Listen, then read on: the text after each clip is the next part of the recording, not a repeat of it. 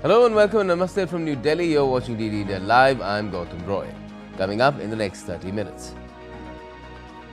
Donald Trump reiterates that the US needs Greenland for its national security, indicating it will be an essential part of America's Golden Dome missile defense system.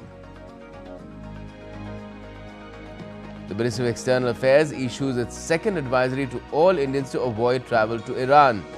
The Indian embassy in Tehran tells all nationals to leave the nation under threat of American intervention.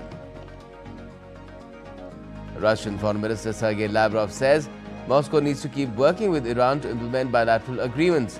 No other country could change the nature of ties between Russia and Iran. And INSV Kaundinya docks in Muscat as it completes its historic journey from Gujarat's Porbandar to Oman.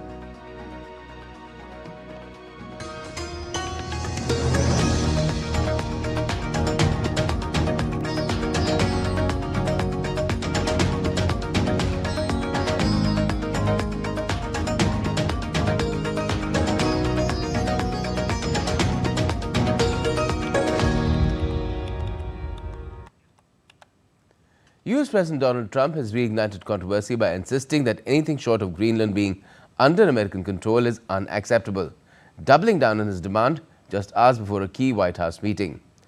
In a social media post, Trump argued that the United States needs Greenland for national security, calling it vital to the proposed Golden Dome defense initiative. He said NATO should leave efforts to secure the Arctic territory, claiming the alliance would become far more formidable with Greenland in the hands of the United States. The remarks come as Danish and Greenland foreign ministers are set to meet US Vice President J.D. Vance at the White House later on Wednesday, following weeks of sharp rhetoric from Trump. Meanwhile, European Commission President Ursula von der Leyen has voiced strong support for Greenland, asserting that the Arctic island belongs to its people, signaling firm resistance from the European Union to Washington's claims. First of all, Greenland belongs to its people. So it's up to Denmark and Greenland, and only to them, to decide on matters that are concerning Denmark and Greenland. Now, the Danish and Greenlandic foreign ministers plan to tell Vice President J.D. Vance and Secretary of State Marco Rubio during a White House meeting on Wednesday that Greenland is not for sale and will remain under Danish governance. The meeting comes after days of threats by Trump to use military force even to seize the autonomous Danish territory. NATO too has said it's discussing next steps to maintain security in the Arctic, while European Union countries are considering invoking the Mutual Defence Clause for the EU treaty.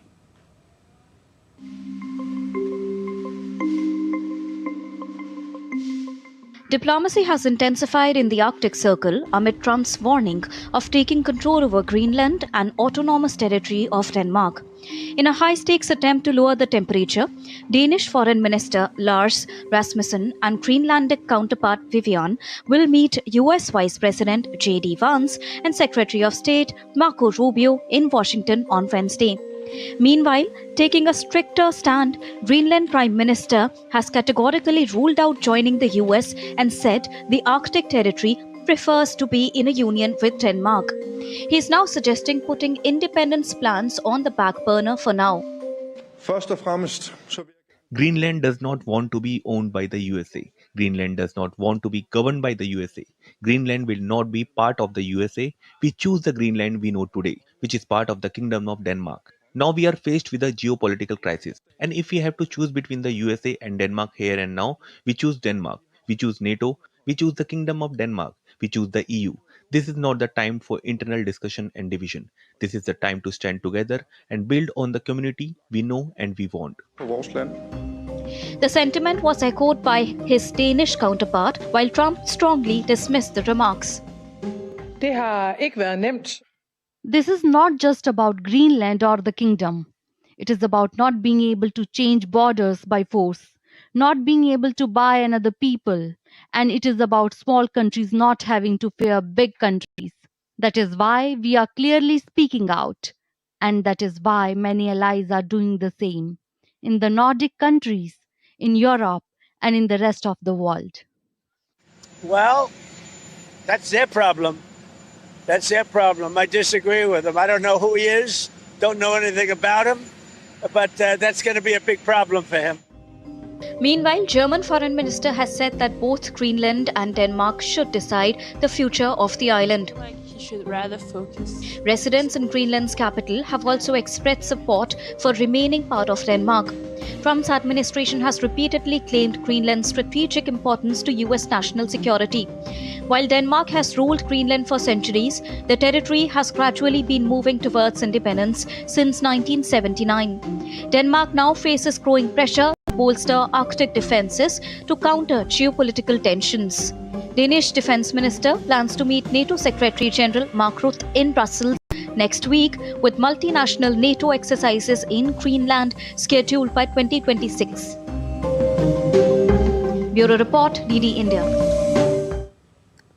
And France has said it will open a consulate in Greenland on the 6th of February.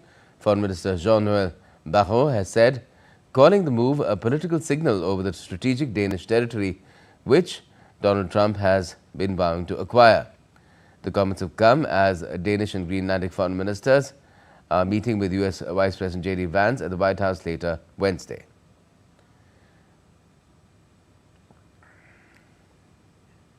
Now, since returning to office nearly a year ago, the US President has repeatedly mused about taking over Greenland from longtime ally and European Union member Denmark.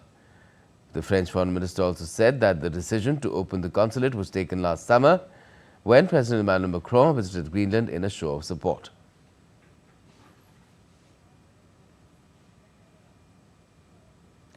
Now, amid ongoing protests in Iran, the Indian government has issued a fresh travel advisory for its citizens. The Ministry of External Affairs has said that in view of the current developments in Iran, Indian nationals are advised against travelling to the country until further notice.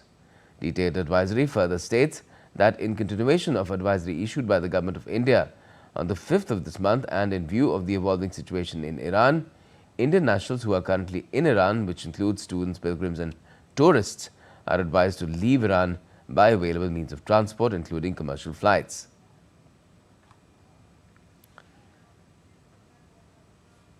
It's also reiterated that Indian citizens and PIOs should exercise due caution, avoid areas of protests or demonstrations, stay in contact with the Indian Embassy in Iran, and monitor local media for any developments.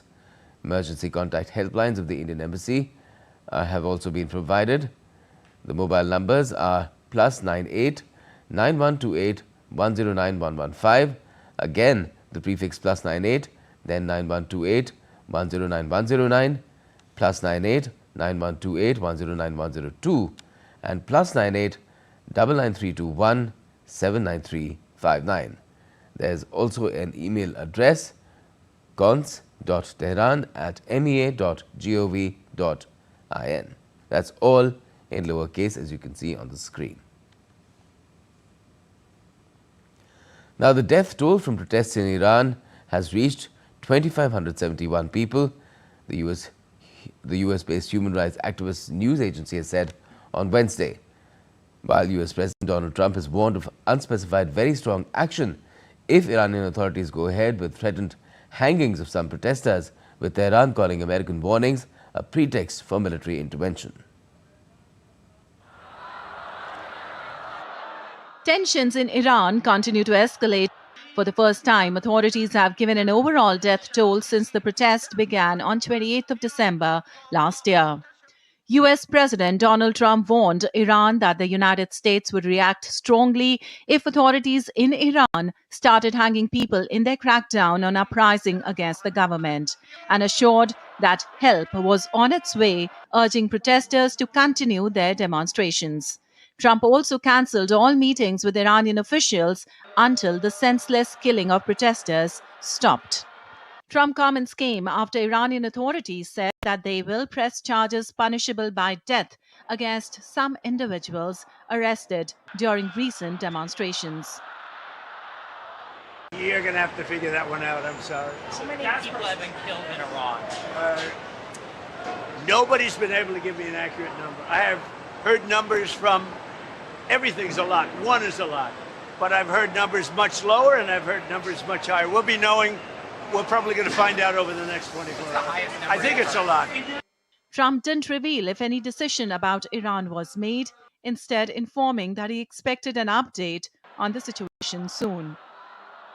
Iran is on my mind when I see the kind of death that is happening over there, we think. So we're going to get some accurate numbers. I'll have it in about 20 minutes. We'll get some accurate numbers as to what's happening with regard to the killing. The killing looks like it's significant, but we don't know yet for certain. I'll know within 20 minutes. So, and we'll act accordingly. Iran accused the United States of trying to create a justification for military intervention. In a post on X, Iran's mission to the United Nations said U.S. fantasies and policy towards Iran are rooted in regime change, with sanctions, threats, engineered unrest, and chaos serving as the modus operandi to manufacture a pretext for military intervention. The protest began over the fall in value of the currency and have grown into wider demonstrations and calls for the fall of the clerical establishment. Bureau Report, DD India. Meanwhile, the U.S. military is said to be withdrawing from some of its personnel from key Middle East or West Asian bases as a precaution amid the rising tensions. The move is said to be aimed at ensuring the safety of U.S. personnel. The development has come after Tehran warned neighboring countries hosting U.S. troops that American bases could be targeted if Washington carries out any strikes against Iran. The situation has heightened concerns about a wider escalation in the region. The latest, of course, also is that even Qatar is saying that its personnel are departing the U.S. base in that country over regional tensions. Now, Russian Foreign Minister Sergei Lavrov has said that Moscow would continue working closely with Iran to implement bilateral agreements, stressing that no third country could alter the nature of their relationship. Speaking at a news conference in Moscow, Lavrov underlined the strategic importance of Russia-Iran ties. I do not think that any third party can change the nature of Russian-Iranian relations. This relationship is based on agreements reached by the presidents of Russia and Iran. It serves the interests of both states and both nations, and it has been implemented through a series of real projects. Now, while talking about Ukraine, the Russian Foreign Minister said that Russia was open for peace talks on Ukraine, but that talk of a ceasefire ahead of a full peace deal was simply not serious. Those who say, for example, Europeans, Germany, Britain of course, they keep on saying now the first priority is a ceasefire for 60 days or a permanent ceasefire. This isn't serious. Even though we are ready to talk to those representatives, but when they say that everything beyond temporary ceasefire is secondary, we understand what they are talking about. They want to buy some more time for the Kyiv regime once again to keep its position. Ukraine's parliament has appointed Mikhailo Fedorov as the country's new defense minister amid the ongoing conflict with Russia. The 34-year-old, who previously served as first deputy prime minister and minister for digital transformation, has been a key architect of Ukraine's high-tech military response. Fedorov played a central role in deploying Starlink terminals to improve frontline connectivity and in developing a drone-based defensive strategy against Russian forces. He said his priorities would include digitizing the armed forces and expanding the use of drones and artificial intelligence. A train traveling from Thailand's capital to the country's northeast was derailed on Wednesday after a construction crane fell on top of one of its carriages, killing at least 31 people and injuring about 64. The incident took place on Wednesday when a crane being used to build the high-speed rail network fell onto a passenger train in Nakhon Ratchasima, northeast of the capital Bangkok. The crane collapsed and hit the passing train, causing it to derail and briefly catch fire. Rescue operations have been underway. The transport minister said that 195 people were on board the train. And still to come in this edition of DD India Live. Forest, Environment and Climate Change Minister Bhupendra Yadav inaugurates a national conference on conservation of the Aravalli mountain range. And K-pop sensation BTS fans rejoice as the band announces a global concert tour starting in April after its 3-year break when its members were completing mandatory military service.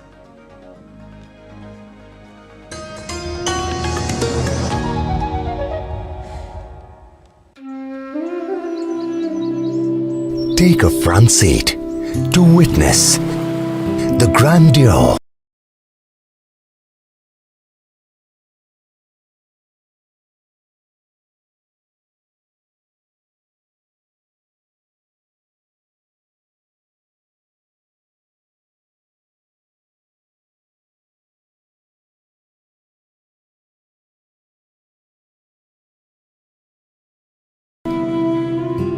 that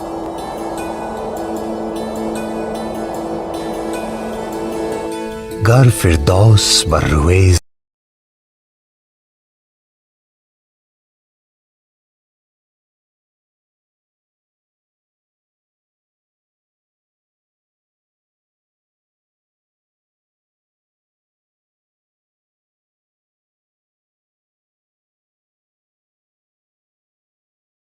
समी अस्त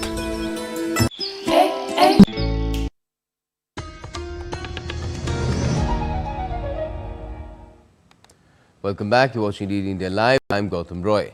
Now, INSV Kaundinya has successfully docked in Muscat, completing its historic journey from Gujarat's Porbandar to Oman. The vessel is a recreation of a 5th century Indian ship built using the ancient stitching technique. It departed from Porbandar on the 29th of December last year. This initiative is expected to significantly strengthen bilateral relations between India and Oman by highlighting their shared maritime heritage and promoting cultural as well as people-to-people ties. India's Minister for Ports, Shipping and Waterways, Sarbananda Sonowal, hailed the successful voyage of INSV Kaundinya as a proud moment for India's maritime heritage. INSV जो हमारे कौंडिन्या ये vessel traditional जो हमारे ancient engineering जो skill है इसके जरिए उसको बने गए हैं और 18 दिन के अंदर जैसे पोरबंदर से मस्कट तक ये दौरा उन्होंने पूरा किया है विदाउट एनी मॉडर्न टेक्नोलॉजी। ये बड़ी बात है। आज इसी वॉयस ने हमें याद दिलाया है it has recall the history the heritage and the power of India. Also at the conference, India's economist and sailor of ancient ships, Sanjeev Sanyal, explained that INSV Kaundinya is named after India's first known mariner who sailed to present-day Vietnam and Cambodia. He further added that the ship honors India's ancient maritime heritage and historical legacy. It was taken into the Navy as INSV Kaundinya. The name, by the way, has some significance. Kaundinya is the first Indian mariner of whom we know of by name. He sailed from somewhere on our eastern coast, so not this way but the other way, to Vietnam, where what is now Vietnam and Cambodia. He married a local princess and set up a kingdom there. Unfortunately, he's almost forgotten in India, but he's a very big figure in the history of Cambodia. So we thought we will name him after the earliest known Indian mariner. India reaffirmed its zero-tolerance approach to terrorism at the 16th ADMM+ Experts Working Group on Counter-Terrorism. Speaking at the meeting, India stressed its strong commitment to ASEAN centrality and called for deeper operational cooperation to tackle evolving security threats. The focus was on capacity building, joint exercises and technology-driven solutions to counter borderless terrorism in the Indo-Pacific region.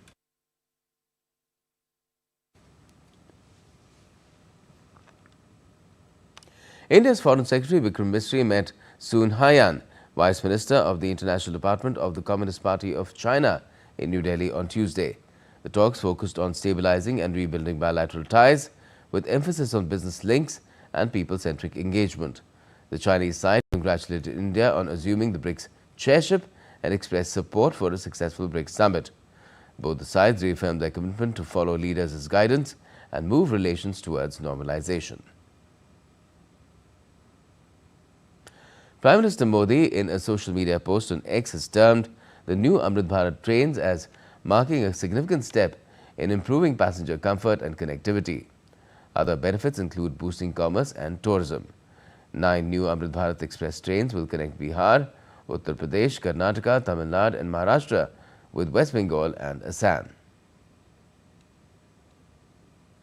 Now, India's economy is projected to remain among the world's fastest growing major economies, with growth estimated at 7.2% in FY 25-26, supported by strong domestic demand despite rising global trade tensions. That's what the World Bank has said.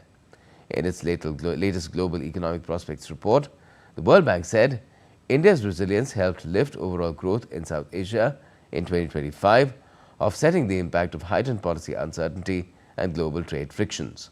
Growth in South Asia strengthened to 7.1% in 2025, mainly because of resilient activity in India. That's what the report noted.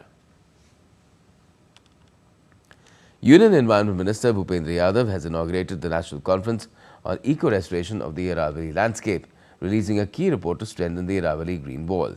DD India's Tapas Bhattacharya with this report. Union Minister for Environment, Forest and Climate Change Bhupendra Yadav inaugurated the National Conference on Eco-Restoration of the Aravalli Landscape, strengthening the Aravalli Green Wall. Stretching nearly 700 kilometers across Gujarat, Rajasthan, Haryana and Delhi, the Aravalli range is one of India's oldest mountain systems, shaping culture, livelihoods and settlements for centuries. Today, the Aravallis face severe stress due to mining, urban expansion and infrastructure development. Addressing this challenge, a new study by the Sankala Foundation presents a holistic, community-anchored and scientific approach to eco-restoration based on fieldwork in Haryana villages. Aravalli के 6.45 degraded land को पहचान के उसमें 2.70 ये degraded land को वापस से grinning करने के प्रोग्राम को अरावली ग्रीन प्रोग्राम में शुरू किया। लगभग 88,000 हेक्टर गुजरात का, 3,000 हेक्टर दिल्ली का, 24,000 के लगभग हेक्टर हरियाणा में और राजस्थान में हमने ज़्यादा 7 लाख हेक्टर की पहचान करी, जिसमें से हमने डिग्रेडेड के काम को शुरू किया। Releasing the report, Eco-Restoration of the Aravalli Landscape, Minister Bhupendra Yadav stressed the need to restore not just forests, but the living relationship between land, people and culture. आने वाले समय में हम लोगों को इकोलॉजी का पूरा ध्यान रखते हुए विकास को करना होगा और इसलिए हमारा ये जो बैलेंस बना रहे इसको लेकर के हम पूरी तरीके से कार्य कर रहे हैं और पिछले 2-3 वर्षों में लगभग हजारों हेक्टर जमीन को हम वापस से रेस्टोर करने में कामयाब भी हुए हैं। Restoring the Aravallis is not optional. It is essential for ecological and climate resilience. Tapas Bhattacharya's report, DD India. Let's get you a sporting update now as well. The second ODI between India and South Africa is underway at Rajkot, chasing 285. New Zealand suffered an early setback as pacer Harshit Rana breached the defences of opener Devon Conway. Meanwhile, Prasidh Krishna removed the other opener Henry Nicholls for 10. Darrell Mitchell and Will Young steadied the ship for the Black Caps after the early wickets. Earlier in the first innings, KL Rahul scored a blazing unbeaten ton, while Captain Shubman Gill contributed with a half-century. Both Roko, that's Rohit Sharma, and Virat Kohli could not convert their starts, getting dismissed for 24 and 23 respectively. Kiwi pacers Chris Clark took 3 crucial wickets, which hampered India's hopes to cross the 300-run mark. For now, the Kiwis are batting at 141 for the loss of 2 wickets in the 30th over.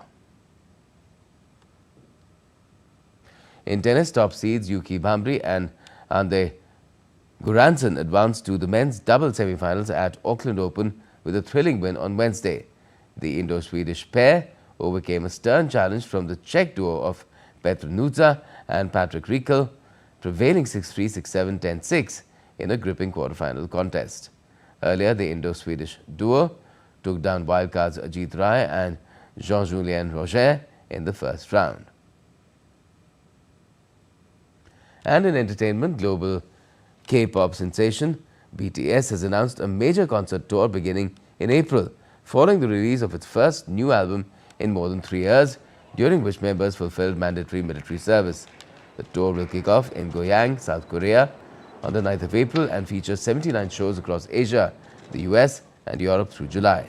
BTS is set to release the new album on the 20th of March after the band's last album, Proof, topped charts in 18 countries and garnered over 16.7 billion streams worldwide.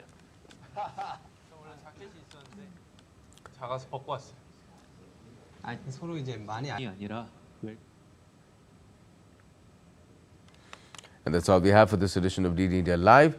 But let us know your thoughts on the news of the day. And for those on the go, you can get all the latest news and updates from India and across the world on DD India's mobile app. It's available on both Android and iOS. Just scan the QR code on the screen to download the app right away. And we'll be back with more news as it breaks here on DD India. I'm Gautam Roy, and from all of us here in Delhi, thanks for watching DD India Live.